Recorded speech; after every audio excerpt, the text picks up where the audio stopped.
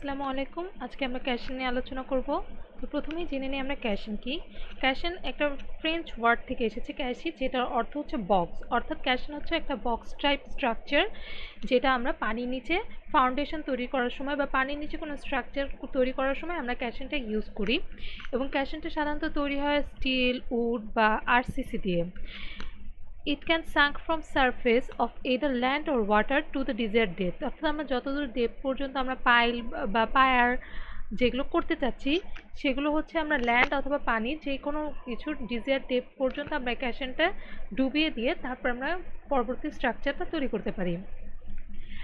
ক্যাশনটা মূলত ইউজ করা হয় ডিপ ফাউন্ডেশনের সময়, অথবা where the foundation should be extended up to or below the river bed। অর্থাৎ আমরা ডিপ ফাউন্ডেশনের সময় করছি যেখানে আমাদের স্ট্রাকচারটাকে হয়তো বা রিভার বেড অর্থাৎ পানির নিচে যে মাটিটা আছে মাটির আরও ভেতরে যেতে হচ্ছে, ওই কনস্ট্রাকশনটা আরও ভেতরে করতে হচ্ছে, অথবা রিভার বেড পর্যন্ত করতে হচ্ছে। সেক্ষেত্রে হচ্ছে আমরা ক্যাশনটা ইউজ করি। ক্যাশনটা ইউজ করার মূল কারণটাই হচ্ছে প্রপার স্ট্যাবিলিটি তৈরি করা, যে আমরা যখন পানির নিচে কনক্রিটটা দিব তখন কিন্তু কনক্রিটটা পানির সাথে মিশে প্রপার স্ট্যাবিলিটিটা আসবে না। কিন্তু যখন আমরা আগে থেকে তৈরি করা ক্যাশনটা ওইখানে ফার্স্টে দিচ্ছি, ক্যাশনটা দিয়ে দিচ্ছি, তারপরে কিন্তু আমাদের প্রপার একটা স্ট্যাবিলিটিতে আসবে। Caisson as type of well foundation is constructed in connection with excavation for foundation of piers and abutments in rivers and lake, bridges, breakwater, dock। অর্থাৎ হচ্ছে পানির নিচে যত কাজ করা হয় সেখানে হচ্ছে আমরা ক্যাশনটা ইউজ করছি। When the depth of water in river, lake or sea etc. are more than caisson structure is used। অর্থাৎ রিভার বা লেকে যেখানে আমরা কাজটা করছি সেখানে যদি পানির ডেপথটা বেশি থাকে সেক্ষেত্রে আমরা ক্যাশন ইউজ করব। এছাড়াও এটি pump house used for pump হাউসটার জন্য ইউজ করা হয়, subjected to huge vertical as well as horizontal forces. It is also occasionally used for large and multi-story building and other structure। অর্থাৎ এটা অনেক সময় মাল্টি-স্টোরি বিল্ডিংয়ে ইউজ করা হয়ে থাকে। কনস্ট্রাকশন ম্যাটেরিয়াল সাধারণত উড, স্টিল এবং রেইনফোর্স কনক্রিট দিয়ে ক্যাশন তৈরি করা হয়ে থাকে। ক্যাশনের শেপ সাধারণত দুই ধরনের হয়, একটা হচ্ছে বেসিক শেপ, অর্থাৎ যেগুলো বেসিক যে শেপগুলো আছে, আরেকটা হচ্ছে ওই বেসিক শেপগুলোকে দুইটা বা তিনটে বেসিক শেপকে একসাথে কম্বাইন করে যে শেপটা তৈরি করা হয় সেটা। তো বেসিক শেপের ভিতরে আছে আমার সার্কুলার, রেক্টেঙ্গুলার, স্কোয়ার, অক্টাগোনাল।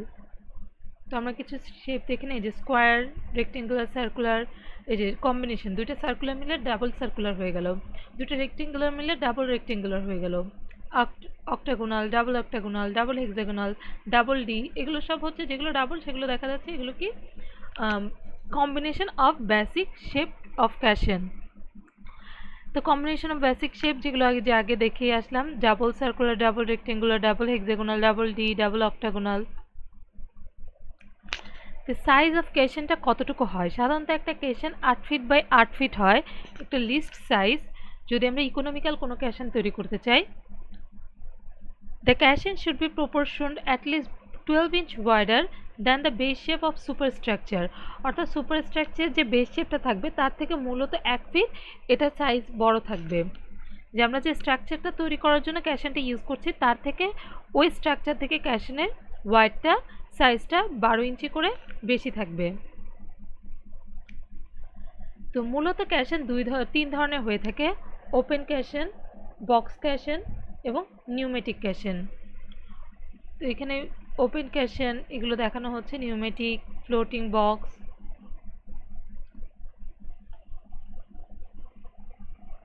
এখানে কিছু ক্যাশনের টাইপ দেখানো আছে।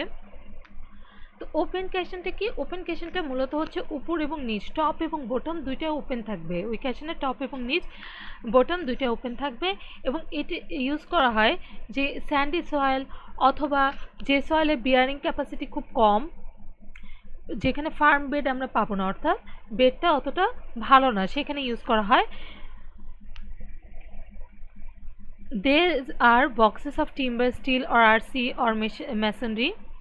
Small caisson consists of one opening or well, while larger one contain a series of well। অর্থাৎ যদি আমরা একটা স্মল ক্যাশন ইউজ করি, যেমন এখানে স্মল ক্যাশনের ক্ষেত্রে এখানে একটাই ফাঁকা স্থান আছে, যখন আমরা লার্জ ক্যাশন ইউজ করছি সেখানে একটা দুইটা তিনটে চারটা অর্থাৎ একের অধিক ওয়েলস আমরা ইউজ করছি। তো ওপেন ক্যাশনটা মূলত এরকম হয়, উপর এবং নিচ আমার ফাঁকা থাকে এবং এখান থেকে পরবর্তীতে আমার স্ট্রাকচারটা শুরু হয়ে যায়। আর ওপেন ক্যাশনে কাটিং এজ অর্থাৎ এরকম একটু কাটা অংশ থাকে, তো এর ভেতর দিয়ে কি হয়, মাটির ভিতরে ভালো মতো এটা স্থির হয়ে স্টেবল থাকতে পারে। তো এক্সিকিউশন অফ ওপেন ক্যাশন কীভাবে করা হয়, এক্সিকিউশনটা যে ওপেন ক্যাশনগুলোকে কী করি আমি আস্তে আস্তে মাটিতে রিভারের ভেতরে ডুবাতে থাকি এবং ডুবানোর পরে একটা নির্দিষ্ট ডেপথ পর্যন্ত আমাদের রিকোয়ার্ড হাইট পর্যন্ত হয়ে গেলে পরবর্তীতে এটাকে আমরা এই ভেতর দিয়ে কনক্রিট পাস করাতে থাকি, এই ক্যাশনের ভিতর দিয়ে কনক্রিট পাস করাতে থাকি এবং আস্তে আস্তে সম্পূর্ণ ক্যাশনটাকে কনক্রিট দিয়ে ফুলফিল করে ফেলি। এই যে কিছু ওপেন ক্যাশনের ছবি দেখানো হচ্ছে, ওই যে উপর থেকে ওপেন ক্যাশনগুলো দেখতে এরকম। Advantages of open cushion. This type of cushion can be extended up to larger depth. অর্থাৎ আমি যদি লার্জার ডেপথ পর্যন্ত করতে চাই সেক্ষেত্রে আমি ওপেন ক্যাশন ইউজ করতে পারবো। সেক্ষেত্রে কী করতে হবে, একটা ক্যাশনের উপরে আরেকটা ক্যাশন, তার উপরে আরেকটা ক্যাশন, এভাবে একটার পর একটা বসাতে হবে। Cost of construction is relatively less on bed level or lower side. অর্থাৎ এটা কস্টটা অন্যান্য ক্যাশনের থেকে কিছুটা কম হয়। ডিসঅ্যাডভান্টেজেসটা হচ্ছে, since the placing of concrete is done for concrete seal underwater, it may not be satisfactory. অর্থাৎ যে আমরা প্লেসিং অফ কনক্রিটের জন্য এই ধরনের ক্যাশনটা ইউজ করতে চাচ্ছি, মাঝে মাঝে এটা স্যাটিসফ্যাক্টরি লেভেলে নাও আসতে পারে। এছাড়াও যদি কোনো প্রকার মাটির নিচে কোনো প্রকার পাথর, বড় পাথর বা নুড়ি পাথর, এগুলোর জন্য কি হয় যে কাটিং এজটা আছে এটা মাঝে মাঝে ঠিকমতো বসে না, কাটিং এজটা মাঝে মাঝে যদি এখানে কোনো পাথর বা কিছু আসে সেক্ষেত্রে স্ট্যাবল হয় না, তো এটা একটা বড় ডিসঅ্যাডভান্টেজ। এছাড়া মাটির নিচে যখন বটমে আমরা এটাকে ক্লিন করতে যাব বা ইন্সপেক্ট করতে যাব যে এখানে ঠিক মতো বসেছে কিনা, সেটা অনেকটা ডিফিকাল্ট হয়ে যায় এবং মাঝে মাঝে এটা পসিবল হয় না। The help of divers may be required for excavation near haunches at the cutting edge.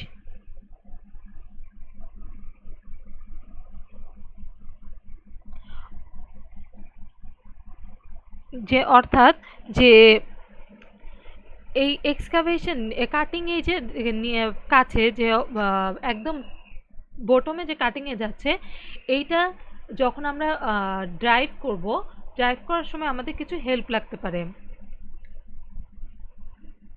The box কেশন, এবার হচ্ছে বক্স কেশনটা কি, এটা ওপেন কেশনের মতোই, শুধুমাত্র একটাই ডিফারেন্স, সেটা হচ্ছে বটমটা ক্লোজ থাকে, এই যে এটার বটমটা এরকম কাটিং এজ থাকে না, এটা পুরোটাই ক্লোজড থাকে। এবং after casting the box caisson it is taken to the side by floating in water. অর্থাৎ যদি এটাকে বক্স কেশনটাকে কীভাবে নিয়ে যাওয়া হয়, ফ্লোটিংয়ের মাধ্যমে, অর্থাৎ কোনো একটা শিপ বা কিছুর মাধ্যমে এটাকে লাগিয়ে দিয়ে এটাকে ফ্লোট করে নিয়ে যাওয়া হয়। এটা স্টিল, আরসি অথবা টিম্বারের দিয়ে তৈরি হয়। Box caisson is cast and cured properly on the ground, অর্থাৎ এটা গ্রাউন্ড থেকে তৈরি করে নিয়ে নির্দিষ্ট সাইটে গিয়ে আমাদেরকে এটাকে সিঙ্ক করতে হয়। সিঙ্কের process can be made faster by increasing the self weight of caisson. এটা সেলফ ওয়েটটা কীভাবে বাড়ানো হয়, যে এখানে দেখানো হচ্ছে যে একটা ক্যাশন, এখানে সেলফ ওয়েটটা বাড়ানো হচ্ছে কীভাবে, স্যান্ড এবং গ্রাভেল দিয়ে এই ক্যাশনটাকে পরিপূর্ণ করে দেওয়ার পরে, তাহলে এটা কী হবে, পরবর্তীতে আমার খুব ভালো মতো সিঙ্ক হয়ে যাবে, খুব দ্রুত সিঙ্ক হয়ে যাবে। Floating caisson are not provided by cutting edge as compared to the other caisson, অর্থাৎ ওপেন ক্যাশনের মতো এখানে কোনো কাটিং এজ থাকবে না। This type of caisson is simple rest on hard or level of strata, অর্থাৎ এগুলো কি লেভেল অফ স্ট্রাটা লেভেলের উপরে এটা স্থাপন করা হয়, এটার উপরে রেস্ট করে।